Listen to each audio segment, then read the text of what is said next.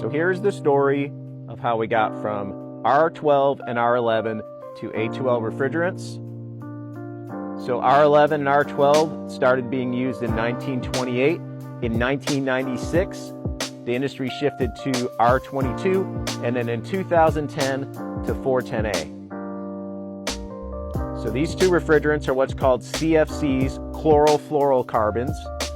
The environmental concern with CFCs is that the chlorine attacks the ozone layer and causes a hole in the ozone. We don't hear much about the ozone layer anymore. It turns out a lot of that had to do with hairspray in the 80s. So we switched to R-410A, HFCs, which doesn't have any chlorine. Problem solved, right? But wait, there's more.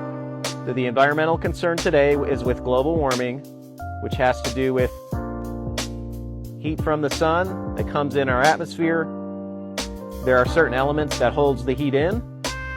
And in our atmosphere, air is made up of nitrogen, oxygen, and 0.04% of carbon dioxide. Carbon dioxide is a greenhouse gas which holds the heat into the earth, which is good because it allows us to live.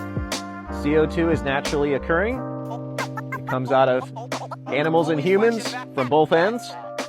It also comes when we burn fossil fuels. The concern is too much stuff in the air, CO2, will trap too much heat and cause environmental issues. All elements have a global warming potential.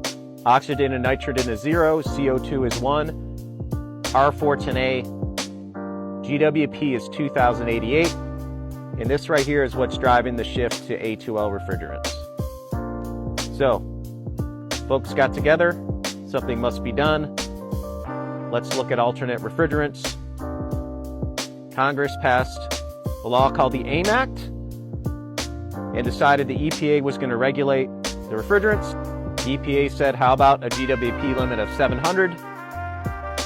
And this brings us to A2L. So 700 GWP limit.